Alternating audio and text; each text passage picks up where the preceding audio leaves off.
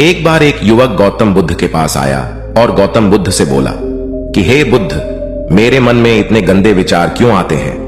मैं नहीं चाहता कि मेरे मन में गंदे विचार आए, पर मेरे मन में हमेशा काम वासना के विचार चलते रहते हैं और मैं इनके बारे में सोच सोचकर बहुत परेशान हूं। मेरी ऊर्जा और समय यह सब सोचने में ही नष्ट हो जाती है और इन सबके विचारों की वजह से मैं कभी भी शांत नहीं रह पाता और मैं हमेशा ही स्त्रियों को देखकर मोहित हो जाता हूं।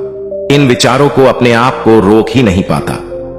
बुद्ध मुस्कुराए और उन्होंने उस युवक से पूछा, क्या तुम्हें पता है यह काम वासना होती क्या है? फिर लड़के ने उत्तर दिया और कहा, बुद्ध, मैं यह तो नहीं जानता कि काम वासना होती क्या है, पर हां, ये जो भी है बहुत बुरी चीज है। फिर बुद्ध ने उस युवक से कहा कि सबसे पहले तो तुम्हें यह समझना है कि प्राकृतिक रूप से जो भी चीज हमारे अंदर है वह बुरी नहीं है। हमारे जीवन में उसकी कुछ ना कुछ जरूरत है। वासना कोई बुरी बात नहीं है। यह तो हमारे मन की एक भावना है जो हमें किसी ना किसी चीज की कमी का एहसास करवाती है और फिर हम उस चीज को पाने के लिए उस चीज की तरफ आकर्षित हो जाते हैं। जैसे अगर तुम्हारे पास धन की कमी है तो तुम में धन पाने की वासना उत्पन्न हो जाएगी। तो वासना कुछ और नहीं, बस एक प्रकार की कमी है जो कि एक प्रकार की जरूरत का एहसास है। और जब यह जरूरत शारीरिक हो तो हम इसे काम वासना का नाम देते हैं।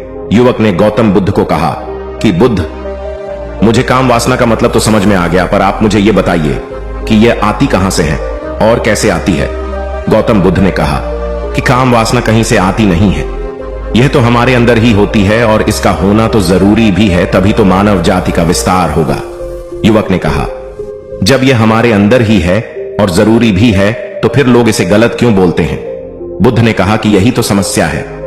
लोगों ने काम वासना को गलत तरीके से सोच लिया है। इसे छिपाने की, दबाने की कोशिश करते हैं। काम वासना गलत नहीं है, बल्कि काम वासना का गलत तरीके से प्रयोग करना गलत बात है। लोग जिससे प्रेम करते हैं बस उसी के लिए जीने लग जाते हैं, उसे पाना ही अपना लक्ष्य बना लेते हैं और उसी के बारे में हमेशा सोचते रहते हैं, पर यह सब गलत है। बुद्ध ने युवक से कहा, क्या तुम्हें पता है जानवरों में भी काम वासना होती है?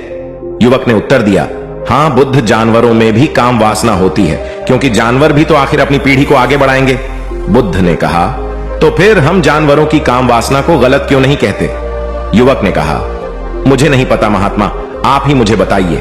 गौतम बुद्ध ने कहा कि जानवर अपनी काम वासना का प्रयोग आनंद प्राप्ति के लिए नहीं करते, वह तो सिर्फ संतान उत्पन्न करने के लिए ही काम वासना का उपयोग करते हैं। जानवरों को प्रकृति ने इतनी समझ नहीं दी कि वह काम वासना को अपने सुख का आधार बना सके, जबकि मनुष्य अपनी समझ के बलबूते पर प्रकृति में पाई जाने वाली प्रत्येक वस्तु को अपने सुख के लिए प्रयोग करता है। हम इंसानों ने ही काम वासना को अपने सुख का साधन बना लिया है, जबकि प्रकृति ने तो हमें अपने वंश को आगे बढ़ाने के लिए दिया था, लेकिन इंसानों ने इसे अपने जीवन का परम लक्ष्य बना रखा है और इस तरह से काम वासना का भी लगाम हो जाना गलत है। युवक ने पूछा, महात्मा जी, ये काम वासना हम पर हावी क्यों होती है? तब गौतम बुद्ध ने कहा कि सुनो, अब जो मैं तुम्हें बताऊंगा उसे तुम ध्यानपूर्वक सुनना। काम वासना का सारा खेल तुम्हें समझ आ जाएगा, तुम्हें तुम्हारे सारे सवालों का जवाब मिल जाएगा। बस तुम्हें ध्यान से सुनकर समझना है। एक बार की बात है, एक आश्रम में गुरु और उनके शिष्य रहा करते थे, जो रोजाना आश्रम के बाहर स्थित गांव में भिक्षा लेने के लिए जाते थे। उस आश्रम का एक शिष्य जिस गांव में भिक्षा लेने जाता था, उस रास्ते में एक नदी पड़ती थी। एक दिन उसने देखा कि एक लड़का पेड़ के पीछे छिपा है। वह उस लड़के के पास गया और उससे जाकर बोला, भाई, तुम इस पेड़ के पीछे छिपकर क्या देख रहे हो? लड़के ने कहा, अरे तुझे नहीं दिख रहा कि मैं क्या देख रहा हूं? तब शिष्य ने नदी की तरफ देखा तो वहां पर कुछ लड़कियां पानी भर रही थीं। वो लड़कियां 14-15 साल की होंगी। तब उसने उस लड़के से कहा, अरे भाई, वहां पर तो लड़कियां पानी भर रही है, इसमें छिप कर देखने वाली क्या बात है? तब वो लड़का शिष्य की तरफ देखकर उससे कहता है, अरे पागल, तुम्हें दिखाई नहीं दे रहा कि कैसे यह परियां नदी से पानी निकाल रही है? जरा उनकी अदाओं को तो देखो, उनके कोमल शरीर को देखो, उनकी पतली कमर को देखो और उनके बाल उनकी कमर पर कैसे लहरा रहे हैं, मानो सुंदरता बिखरी पड़ी हो। शिष्य ने फिर नदी की तरफ देखा और इस बार वह इससे देखता ही चला गया। उसे किसी भी बात का कोई डर नहीं था, लेकिन अब वो छिपने लगा और उन लड़कियों को देखने लगा। और जब वो छिपकर उन लड़कियों को देख रहा था, तभी वह अचानक अंदर से कांप गया और उसने कहा कि यह मैं क्या कर रहा हूं, मैं जो कर रहा हूं वह सही नहीं है। मुझे यहां से चले जाना चाहिए। और फिर वह जल्दी से वहां से चला गया। वो आश्रम पहुंच जाता है। आश्रम जाकर वो अपने कार्यों में लग गया, लेकिन जो अब भी वह देख कर आया था वही उसकी आंखों के सामने बार बार आ रहा था। उसके मन में वही दृश्य चल रहा था। उसके मन में वही सब कुछ देखने के लिए लड़ाई हो रही थी। उसका किसी भी काम में मन नहीं लग रहा था। सुबह होते ही वह रोज जल्दी ही भिक्षा के लिए आश्रम से निकल जाता और उस नदी के पास वाले पेड़ के पास जाता, और जहां पर वह लड़का पहले से मौजूद रहता था उस लड़के के साथ मिलकर लड़कियों को छुप छुप कर देखता था। अब वह रोज ऐसा करने लग गया। यह उसके रोज का काम हो गया। अब उस शिष्य का मन किसी भी काम में नहीं लगता था। वो हमेशा ही किसी ना किसी प्रकार के विचार में उलझा रहता। वो आश्रम के कार्यों को भी ठीक ढंग से नहीं कर रहा था। न वो ठीक से सो पाता था और न वो ठीक से खाना खा पाता था। उसका मन बेचैन सा रहता था। उसका मन बार बार उन लड़कियों के सौंदर्य को देखने के लिए तरसता था। जब गुरु शिक्षा देते तब भी उसका मन कहीं और विचारों में खोया रहता था। गुरु ने अपने शिष्य की इन हरकतों को जान लिया था। तब एक दिन गुरु ने शिष्य को अपने पास बुलाया और कहा कि आज से मैं भी तुम्हारे साथ भिक्षा मांगने चलूंगा। तुम और मैं साथ साथ भिक्षा मांगने चलेंगे। तभी शिष्य गुरु को मना करते हुए बोला, नहीं गुरुदेव, आप परेशान क्यों हो रहे हो? मैं अकेला ही ठीक से भिक्षा मांग सकता हूं। गुरु ने शिष्य से कहा कि ठीक है, तुम अकेले ही भिक्षा मांगने जाओ। शिष्य तुरंत वहां से भिक्षा मांगने के लिए निकल गया। उसके जाने के बाद गुरु भी आश्रम से निकल गए और शिष्य का पीछा करने लगे कि वो कहा जाता है, किससे मिलता है। यह सब देखने के लिए उसके पीछे पीछे चलने लगे। थोड़ी दूर जाने के बाद गुरु ने देखा कि उनका शिष्य एक लड़के के साथ एक पेड़ के पीछे अपराधी की तरह छिपा हुआ है और छिपकर कुछ देख रहा था। गुरु भी अपने शिष्य के पीछे जाकर खड़े हो गए कि आखिर उनका शिष्य क्या देख रहा है, जिसे देखने के लिए वो पेड़ के पीछे अपराधियों की तरह छिपा पड़ा है। गुरु ने देखा कि उनका शिष्य पेड़ के पीछे छुपकर लड़कियों को देख रहा था जो कि नदी से पानी भर रही थी। तभी गुरु ने शिष्य को कहा कि तुम क्या देख रहे हो? अपने गुरु की आवाज सुनकर वह शिष्य घबरा गया और उसके पसीने छूटने लगे। वह थर थर कांपने लगा, जैसे किसी चोर को चोरी करते समय रंगे हाथों पकड़ लिया हो। उसकी हालत खराब हो गई। वो कुछ भी नहीं बोल रहा था। उसके मुंह से कुछ टूटे फूटे शब्द भी बाहर निकल रहे थे। वो अपने गुरु से नजर भी नहीं मिला पा रहा था।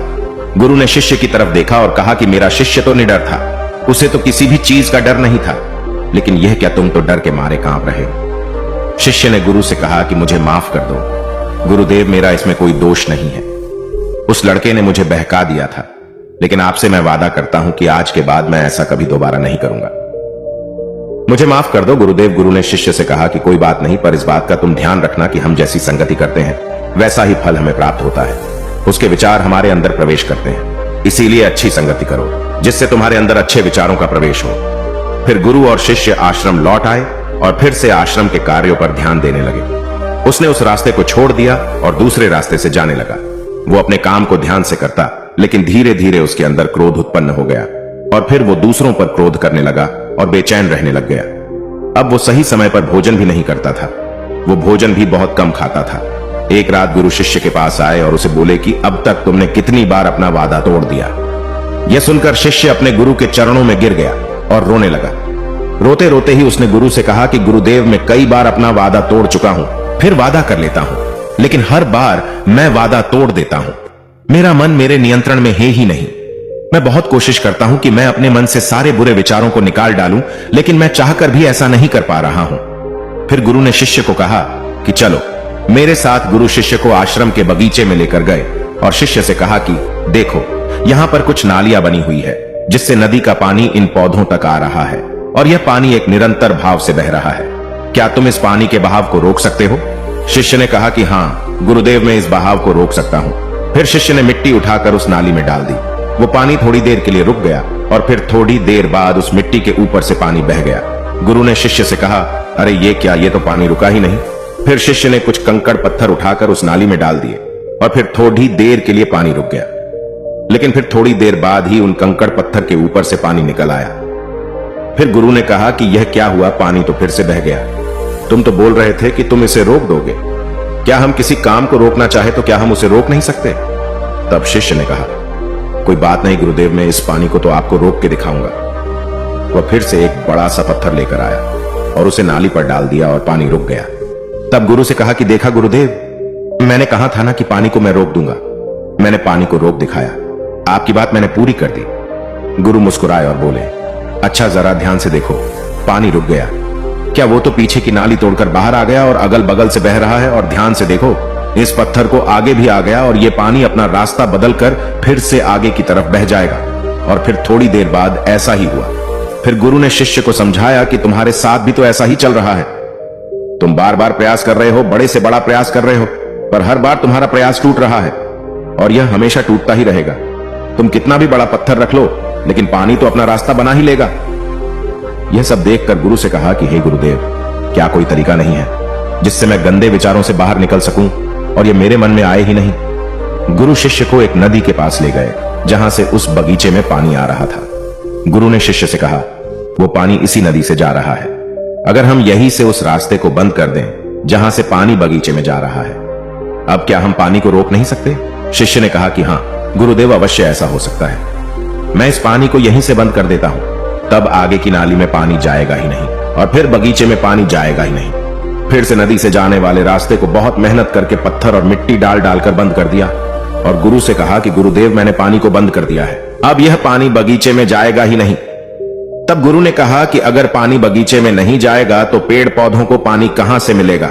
उन पेड़ पौधों को तो पानी की आवश्यकता है और उन पेड़ पौधों में कुछ पेड़ पौधे तो ऐसे हैं जिनको रोज पानी की आवश्यकता है।